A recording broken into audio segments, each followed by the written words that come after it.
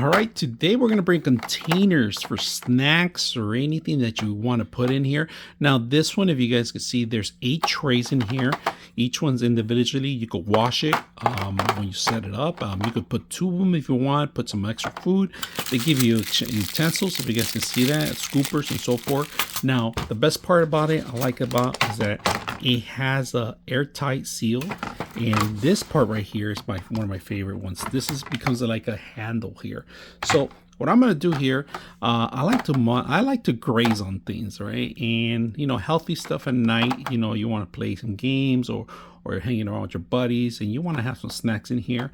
This is perfect to take even to events, parties, and so forth. If you're gonna go to a park or if you're gonna go anywhere like an event or driving, this is a perfect way to take some extra snacks. So let's put it together and see how it looks all fully full. So check it out, guys.